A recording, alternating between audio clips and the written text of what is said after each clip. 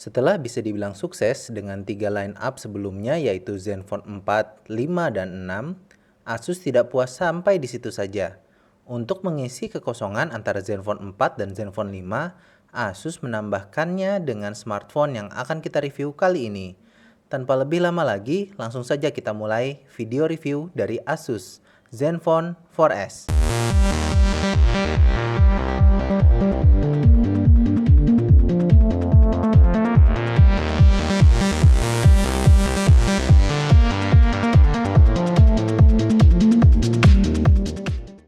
Datang dengan tidak bersamaan dengan saudaranya tentu akan membuat kita bertanya, apa yang membuat smartphone ini berbeda?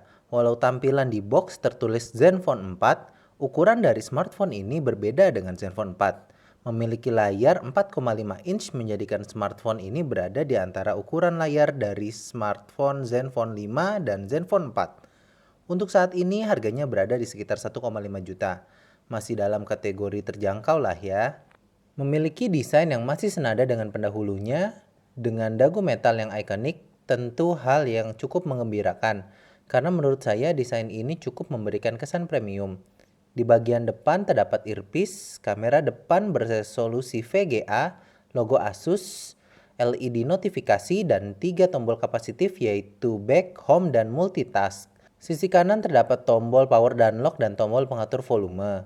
Sisi kiri tidak terdapat apapun. Pada sisi atas terdapat 3,5 mm headset jack. Bagian bawah terdapat micro USB port dan mikrofon.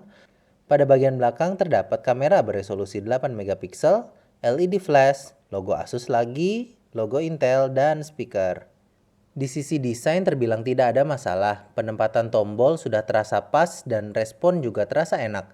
Ukuran 4,5 inch juga bisa dibilang cukup ideal untuk mobilitas. Walaupun bezel plus dagunya ini terlalu tebal menurut saya, tapi masih terlihat proporsional lah. Bagian belakang yang doff juga nyaman di tangan. Nah, sekarang kita ke layar. Walaupun ukuran layar terbilang pas, tapi resolusinya terbilang tidak spesial. Memiliki ukuran resolusi yang sama dengan Zenfone 4 yaitu 480x800 sebenarnya masih cukup sih. Hanya saja melihat beberapa pabrikan lokal yang bisa menghadirkan layar HD dengan harga yang sama tuh agak gimana gitu rasa hati ini sob. Kayak dikilik-kilik lah. Menggunakan layar IPS memberikan viewing angle yang baik. Namun ketidakhadiran auto brightness plus layar yang menangkap refleksi sedikit mengurangi kenikmatan memandang layar smartphone ini. Pada sektor spesifikasi, masih membawa spesifikasi yang mirip dengan pendahulunya. Bertenaga prosesor Intel Dual Core 1,2 GHz dengan RAM 1 GB mungkin terdengar biasa untuk zaman sekarang, karena pabrikan lain menjualkan banyaknya core dari prosesor yang mereka gunakan. Tapi tenang aja sob, performa smartphone ini masih bisa dibilang mumpuni kok. Memiliki benchmark sampai 18.000 dapat dipastikan bahwa di sektor performa harusnya sobat tidak akan menemukan masalah. Hasil realnya memang terbilang cukup baik, mampu menjalankan game berat tanpa ada masalah berarti. Selain itu, game juga dapat dipindahkan ke memori eksternal. Performa dapat berjalan tanpa hambatan juga karena resolusi layar yang terbilang kecil. Sehingga beban terhadap prosesor juga tidak terlalu berat. Multitasking juga berjalan dengan sangat nyaman sehingga smartphone ini mungkin cocok untuk sobat yang suka main game. Tapi, ada tapinya nih sob. Performa baterainya tidak secemerlang performa prosesornya. Menggunakan baterai dengan kapasitas 1750 mAh terdengar standar. Namun, mungkin karena karakter prosesor Intel yang memberikan performa yang baik namun boros tenaga, smartphone ini hanya bisa bertahan sekitar 5-6 jam saja pada pemakaian standar menuju berat. Mengusung konsep dual SIM juga menambah beban pada baterai. Berarti sobat harus punya power bank jika ingin melewati hari menggunakan smartphone ini.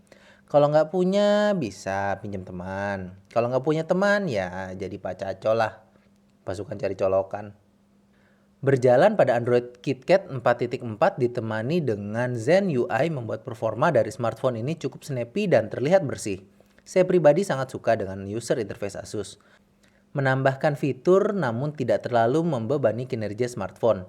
Memori internal dari smartphone ini juga cukup asik, ada 8 GB yang bisa sobat tambahkan dengan micro SD.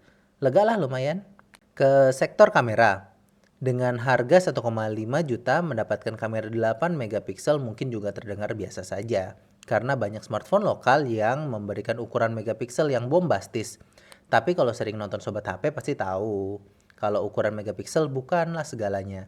Smartphone ini memberikan performa kamera yang bisa dibilang lumayan. Namun hal terbaik di sektor kamera bukanlah kualitas fotonya, melainkan fitur yang terdapat di dalamnya. Walaupun dibanderol dengan harga murah, Asus tidak pilih kasih dalam memberikan fitur pada sektor kamera.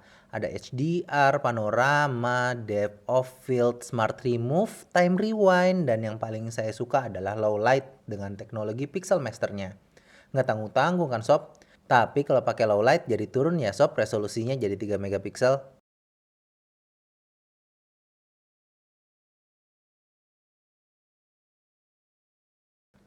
Kesimpulannya adalah smartphone ini bisa dibilang mampu memenuhi kebutuhan di segala sektor kecuali baterai. Dengan 1,5 juta masih bisa menjadi pilihan yang baik, tapi ya semua kembali ke kebutuhan. Jikalau sobat tidak masalah dengan keterbatasan akan kinerja baterai, saya merekomendasikan smartphone ini. Kalau enggak, ya silahkan lirik yang lain. Sampai saat ini dengan harga 1,5 juta, pasti sobat tidak akan menemukan smartphone yang sempurna di segala sektor. Ada sekitar satu atau dua yang dikorbankan. Jadi cara untuk mengatasinya adalah dengan mencari smartphone yang cocok dengan kebutuhan sobat. Sekian dari review ini, saya mohon maaf atas keterlambatannya ya sob. Better late than never kan? Jangan kemana-mana karena banyak banget review yang akan keluar dan ada event bagi-bagi HP juga loh. Tetap di Sobat HP dan sampai ketemu pada video asik berikutnya. Molly out!